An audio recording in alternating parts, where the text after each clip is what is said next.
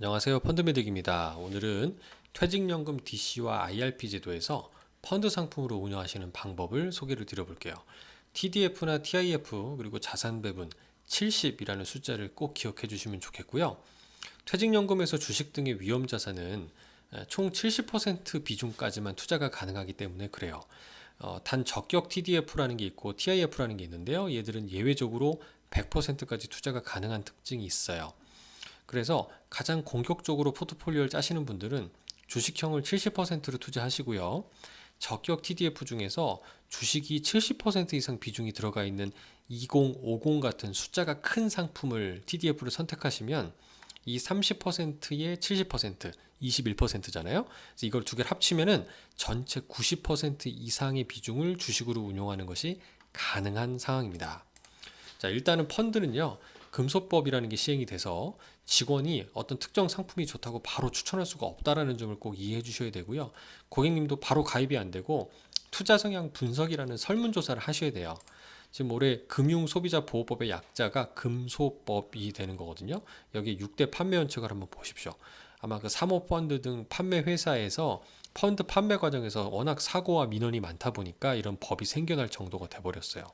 실제 그 가입을 위해서는 투자 성향 분석을 해야 된다고 말씀드렸는데 설문지를 하면은 이제 알아서 하는 게 안 되고 설문 결과 나의 투자 등급은 투자자들은 5개의 투자 등급으로 나눠져요. 숫자가 작을수록 공격적인 거고요. 금융 상품은 이것도 공격적일수록 숫자가 작습니다. 이거를 나누는 기준은 수익의 변동성 부분인데요. 1등급인 고위험으로 가면은 표준 편차 즉 변동성이 25% 초과니까 기대 수익률이 25% 이상 높을 수도 있지만 손실이 날 때도 25% 이상 하락할 수도 있다는 변동성이 클 수 있다라는 것을 기억을 해야 된다는 겁니다. 이런 그 위험 등급은요, 이 상품의 투자 설명서라는 게 있어요, 펀드에.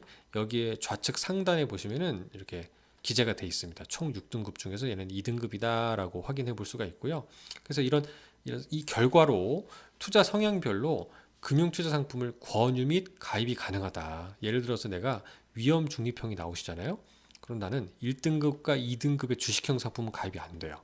4, 5, 6등급의 상품만 가입이 된다는 점을 꼭 기억해야 됩니다. 이 투자 성향 분석은 하루에 한 번밖에 안 되는 점도 주의해야 되고요. 우리은행 앱에서 보면 밑에 전체 메뉴가 있고 여기 퇴직연금, 그다음에 상품 변경, 여기 보유 상품 교체를 들어가면요. 여기서 이제 드디어 펀드 상품을 DC에서 선택하실 수가 있습니다. 근데 여기서 좀 이름 이상하죠? 보유 상품 교체, 스위칭이 도대체 무슨 말이냐? 요거는 기존의 현금성 자산, 대기자금이나 고유계정대라고도 부르는데요. 이 현금성 자산을 매도한 다음에 원하는 펀드 또는 정기예금으로 교체할 수 있다. 그래서 보유하고 있는 상품을 교체한다라는 뜻으로 이렇게 스위칭이라는 이름을 붙여놨다라고 말씀을 드리고요. 또 바로 상품을 사는 게 아니고 이 대기자금이라고 하는 현금도 일단 매도한다라는 개념이 들어가기 때문에 이 매도한 다음에 원하는 상품으로 교체를 하셔야 돼요. 근데 이 과정에 펀드를 선택하시려면 투자 성향 분석을 해야 된다고 말씀드렸죠. 설문조사 팝업이 뜬다는 점을 꼭 기억하셔야 되고요. 설문 분석이라는 이런 험난한 과정을 넘어섰다면 그럼에도 불구하고 난 이미 골라놓은 펀드가 있는데 안 보여요 라고 하면 앞서 말씀드렸죠. 내 성향과 상품의 위험 등급이 안 맞는 거예요. 주로 나는 위험 등급이나 안정 추구형이 나왔어요. 근데 나는 주식형, 전기차 배터리 펀드 하고 싶거든요. 그런 건 대부분 1등급이나 2등급 고위험 등급 상품이에요. 그러니까 상품이 안 보이는 거예요. 그러면 설문조사를 다시 해야 되는데 하루에 한 번밖에 안 된다고 했죠. 이 점이 좀 불편한 겁니다. 두 번째, 판매 회사에 정말 해당 상품이 라인업이 안 되어 있을 수도 있어요. 이거는 판매 회사에다가 요청을 열어달라고 하셔야 됩니다. 그리고 어떤 펀드를 선택할지 모르겠다면 TDF 여러 번 방송에서 말씀드렸지만 자율주행 자산 배분 펀드를 꼭 한번 선택해 보세요. 얘 표어가 set it and forget it이에요. 제가 발음이 좀 이상한데 forget it 잊어버려라. 설정해 놓고 잊어버리라는 거죠. 자동 리밸런싱 자산 배분 리밸런싱 프로그램이 되겠습니다. 얘는요, 숫자가 클수록 2025에서 2050으로 클수록 공격적입니다. 제가 제목에서도 주식 비중이 숫자가 클수록 높다고 말씀드렸죠. 2050은 주식 비중이 70%가 넘는 경우들이 많아요.